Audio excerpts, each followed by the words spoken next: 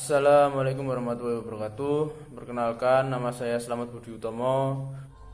Di sini saya akan menjelaskan tentang tokoh-tokoh filsafat. Dimulai dari yang pertama, yaitu Sir Francis Bacon. Ia merupakan seorang filsuf, negarawan, dan penulis asal Inggris.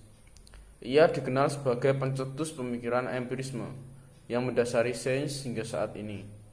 Tulisan dan pemikirannya mempengaruhi metodologi sains yang menitikberatkan pada eksperimen yang dikenal juga sebagai metode Bacon. Semasa hidupnya, Bacon dikenal sebagai filsuf yang mempunyai banyak karya. Bacon telah disebut sebagai seorang filsuf pencipta paham empirisme. Karyanya membangun dan mempopulerkan metodologi induktif untuk menyelidiki ilmiah atau penyelidikan ilmiah yang sering disebut metodologi Baconian atau hanya metode ilmiah. Tuntutannya akan prosedur Bacon dikenal sebagai filsuf yang mempunyai banyak karya.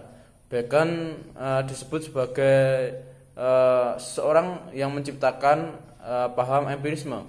Karyanya membangun dan mempopulerkan metodologi induktif untuk penyelidikan ilmiah yang sering disebut sebagai metodologi Baconian atau hanya metodologi ilmiah. Tuntutannya akan prosedur terencana untuk menyelidiki semua hal yang alamiah, menandai pergantian baru dalam rangka retoris dan teoretis untuk sains yang sebagian besar masih melingkupi konsepsi metodologi yang tepat saat ini. Francis Bacon dianggap sebagai salah satu bapak sains modern. Dia mengusulkan pada masanya reformasi besar dari semua proses pengetahuan untuk kemajuan pembelajaran ketuhanan dan manusia. Dia menyebutnya Instauratio Magna atau The Great Instauration, tindakan memulihkan atau memperbarui sesuatu. Bacon berencana Great Instauration-nya dengan meniru karya ilahi, karya 6 hari penciptaan sebagaimana didefinisikan dalam Alkitab, yang mengarah ke hari ke-7 istirahat atau sabat di mana kekuasaan Adam atas ciptaan akan dipulihkan. Sehingga sebagai reformasi besar menjadi 6 bagian. Bacon sendiri membagi reformasi besar tersebut menjadi 6 bagian. Yang pertama yaitu partisi ilmu, yang kedua metode baru, yang ketiga sejarah alam, yang keempat tangga intelek, yang kelima antisipasi filsafat kedua, yang keenam yaitu filsafat kedua atau ilmu aktif. Pada tahun 1626 di umurnya yang ke-65, Francis Bacon melakukan suatu percobaan, yaitu mengawetkan makanan dengan menggunakan salju. Akibatnya percobaan tersebut menjadikan ia menderita bronkitis yang kemudian merenggut nyawanya, yaitu tepatnya pada 9 April 1626 di umur yang ke-65 tahun. Dan oleh karena karya-karyanya tersebut, Bacon berhak dikenal sebagai seorang filsuf yang mempunyai peran penting dalam membangun dan juga karya-karyanya tersebut, Bacon berhak dikenal sebagai seorang filsuf yang mempunyai peran penting dalam peradaban hidup dunia. Masa hidupnya, Bacon meninggalkan perkataan yang sangat terkenal, yaitu sebagai berikut: ilmu tidak lagi dilihat sebagai sebuah sistem yang rasional yang mengandalkan intuisi pada ide-ide abadi dan mutlak, tetapi memiliki dimensi empiris. Dirumuskan oleh Francis Bacon pada tahun 1561 sampai 1626. Yang ketiga yaitu Thomas Hobbes. Lahir di Inggris pada tahun 1558 dan dilahirkan dalam keadaan prematur. Hobbes dilahirkan dalam keluarga miskin. Ayahnya seorang pastor yang membangkang. Pada umur 15 tahun dikirim pada pamannya yang kaya dan belajar di Oxford dan mempelajari pemikiran Aristoteles yang kemudian dikritiknya. Setelah lulus dari Oxford, ia menjadi tutor pada keluarga bangsawan dan pada tahun 1629 mulai terlibat dalam politik atau konflik politik.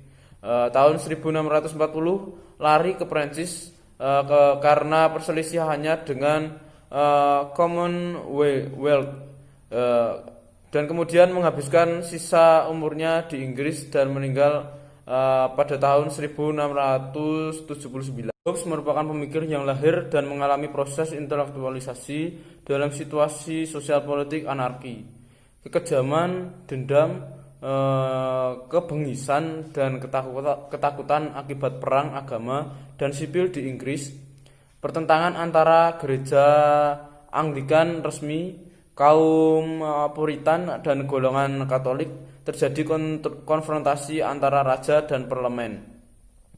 Hobbes menyimpulkan salah satu penyebab terjadinya perang agama, perang sipil, dan konflik-konflik sosial adalah lemahnya kekuasaan negara. Perang akan dapat dihindari dan perdamaian akan tercipta jika kekuasaan negara mutlak tidak terbagi-bagi.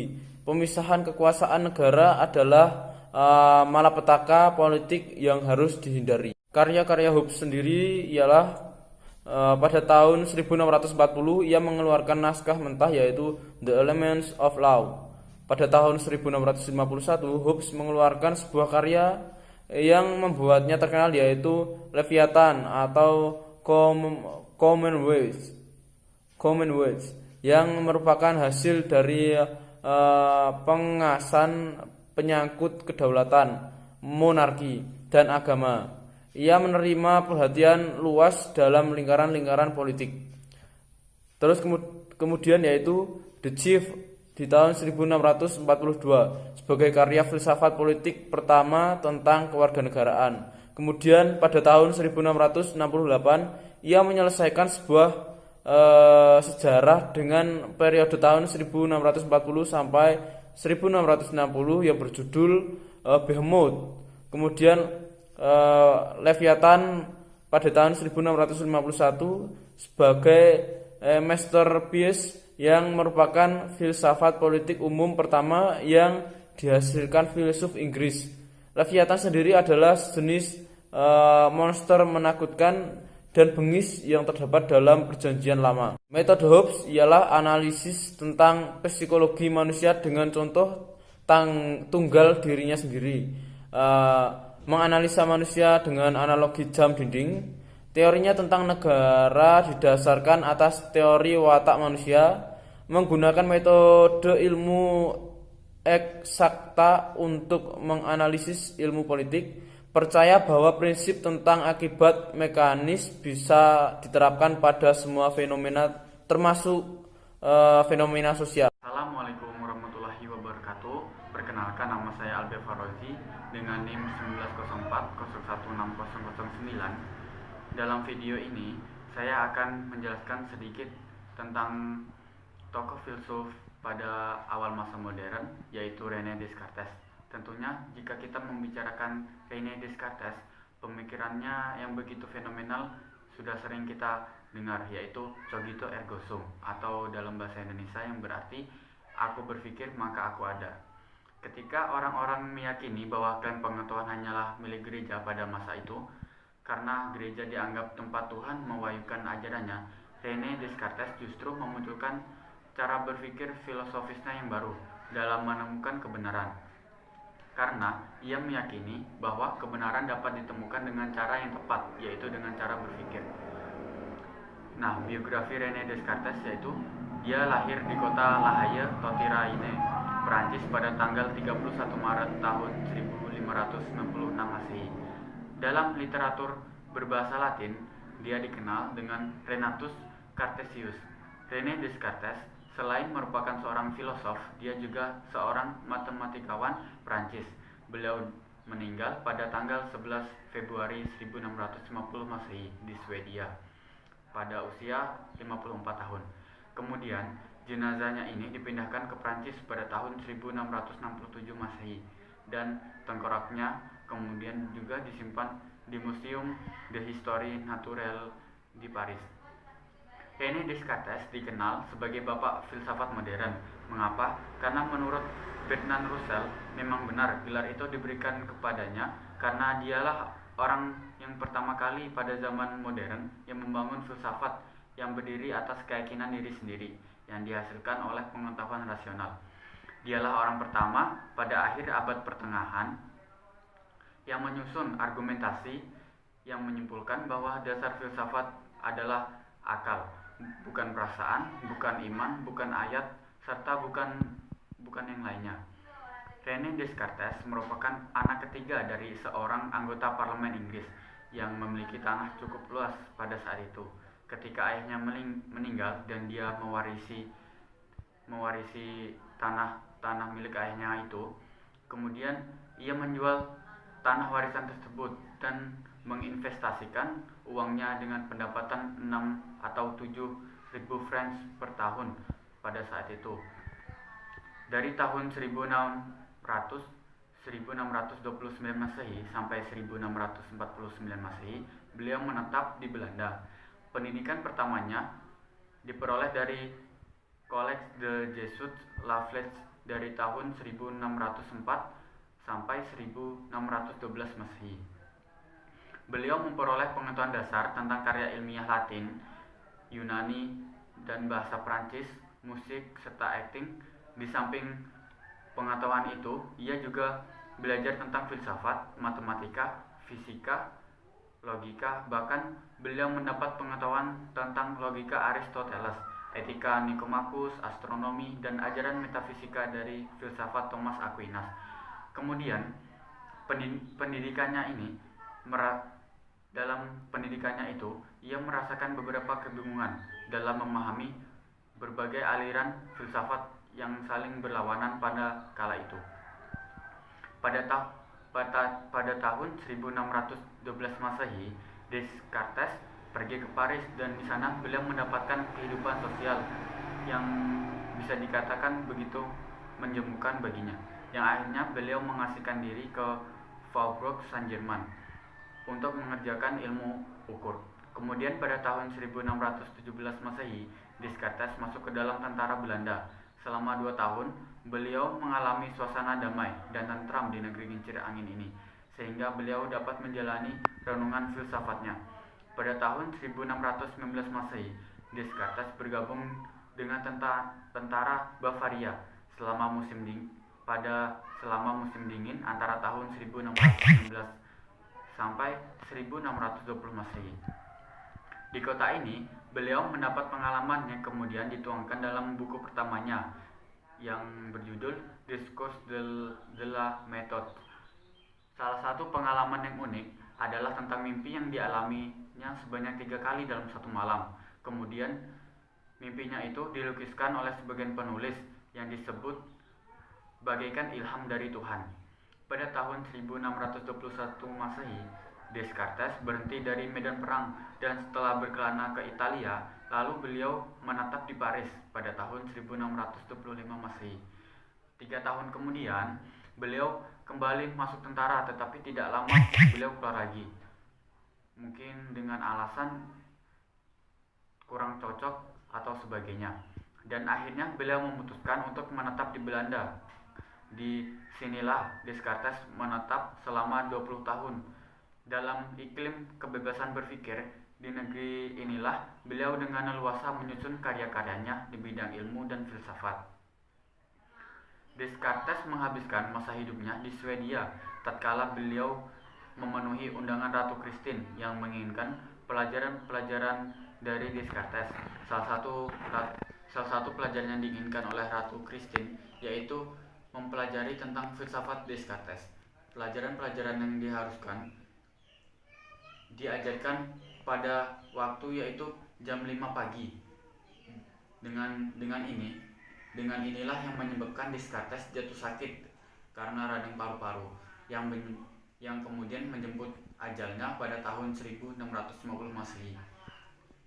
Kemudian dalam metode pemikirannya, Descartes ini menggunakan metode pemikiran yang sudah saya sebutkan tadi, yaitu cogito ergo sum, yang berarti aku berpikir maka aku ada. Beliau menggunakan metode analisis kritis melalui keraguan yaitu dengan menyaksikan atau meragukan segala hal apa yang menurutnya bisa diragukan. Descartes sendiri menyebutnya metode analitis, juga menegaskan metode lain seperti empirisme rasional, yaitu metode ini mengintegrasikan segala keuntungan dari logika, analisis geometris, dan aljabar. Yang dimaksud analisa dari geometris adalah ilmu yang menyatukan semua disiplin ilmu yang dikumpulkan dalam satu nama, yaitu ilmu pasti. Mengenai pendekatan yang digunakan Descartes ini dalam menganalisa pemikirannya, sudah kelihatan jelas bahwa beliau ini menggunakan pendekatan filsafat yang mana menganut paham rasionalisme yang sangat mengedepankan akal. Dapat dipahami juga bahwasannya René Descartes dalam pemikirannya yang cogito ergo sum menggunakan metode analisis tentang penyangsian dan dengan menggunakan pendekatan filsafat yang rasional. Ya, sekiranya hanya segitu yang dapat saya sampaikan. Jika ada salah kata mohon dimaafkan. Wabila taufik wal hidayah. Wassalamualaikum warahmatullahi wabarakatuh. Yang ketiga yaitu Thomas Hobbes. Lahir di Inggris pada tahun 1558 dan dilahirkan dalam keadaan prematur. Hobbes dilahirkan dalam keluarga miskin. Ayahnya seorang pastor yang membangkang. Pada umur 15 tahun dikirim pada pamannya yang kaya dan belajar di Oxford dan mempelajari pemikiran Aristoteles yang kemudian dikritiknya. Setelah lulus dari Oxford, ia menjadi tutor pada keluarga bangsawan dan pada tahun 1629 mulai terlibat dalam politik atau konflik politik. Tahun 1640 lari ke Prancis karena perselisihannya dengan Commonwealth dan kemudian menghabiskan sisa umurnya di Inggris dan meninggal pada tahun 1679. Hobbes merupakan pemikir yang lahir dan mengalami proses intelektualisasi dalam situasi sosial politik anarki, kekejaman, dendam, kebengisan dan ketakutan akibat perang agama dan sipil di Inggris, pertentangan antara gereja Anglikan resmi, kaum Puritan dan golongan Katolik, terjadi konfrontasi antara raja dan parlemen. Hobbes menyimpulkan salah satu penyebab terjadinya perang agama, perang sipil dan konflik-konflik sosial adalah lemahnya kekuasaan negara. Perang akan dapat dihindari dan perdamaian akan tercipta jika kekuasaan negara mutlak tidak terbagi-bagi. Pemisahan kekuasaan negara adalah malapetaka politik yang harus dihindari. Karya-karya Hobbes sendiri ialah pada tahun 1640 ia mengeluarkan naskah mentah yaitu The Elements of Law. Pada tahun 1651 Hobbes mengeluarkan sebuah karya yang membuatnya terkenal yaitu Leviathan atau Commonwealth yang merupakan hasil dari pengasan penyangkut kedaulatan, monarki, dan agama. Ia menerima perhatian luas dalam lingkaran-lingkaran politik. Terus kemudian yaitu The Chief di tahun 1642 sebagai karya filsafat politik pertama tentang kewarganegaraan. Kemudian pada tahun 1668 ia menyelesaikan sebuah sejarah dengan periode tahun 1640 sampai 1660 yang berjudul Behemoth. Kemudian Leviathan pada tahun 1651 sebagai masterpiece yang merupakan filsafat politik umum pertama yang dihasilkan filsuf Inggris. Leviathan sendiri adalah sejenis monster menakutkan dan bengis yang terdapat dalam Perjanjian Lama. Metode Hobbes ialah analisis tentang psikologi manusia dengan contoh tunggal dirinya sendiri. Menganalisa manusia dengan analogi jam dinding. Teorinya tentang negara didasarkan atas teori watak manusia, menggunakan metode ilmu eksakta untuk menganalisis ilmu politik. percaya bahwa prinsip tentang akibat mekanis bisa diterapkan pada semua fenomena termasuk fenomena sosial. Kontrak sosial yang dilakukan oleh Hobbes yaitu untuk menjamin keselamatan perlu dibuat perjanjian dan menghapuskan hak alamiah absolut manusia, menciptakan otoritas politik yang mempunyai kekuatan koersif untuk memaksa orang tunduk pada perjanjian sosial. Perjanjian dilakukan antar manusia, mereka menyerahkan seluruh kedaulatannya kepada otoritas publik. Otoritas politik berada di luar perjanjian sosial agar supaya memiliki kekuasaan yang absolut dan mempunyai kedaulatan koersif. Sifat kontrak sosial yaitu bukan merupakan perjanjian antara the ruler and the ruled, melainkan kesepakatan antara individu untuk mengakhiri state of nature, dilakukan oleh individu-individu yang secara alamiah terisolir dan antisosial. Persatuan individu pada kontrak sosial bukan merupakan sumber kedaulatan melainkan konsekuensi dari kedaulatan. Tidak ada kebulatan suara dalam kontrak sosial. Kedaulatan yaitu the sovereign, penguasa, adalah pihak kepadanya individu-individu menyerahkan kekuasaan. Ketika seorang penguasa bertindak, sebenarnya ia adalah tindakan individu-individu. Konsepsi Hobbes tentang kedaulatan tetap mengakui wilayah privat yang bebas dari intervensi negara. Kesimpulannya ialah Hobbes adalah pelopor individualisme modern.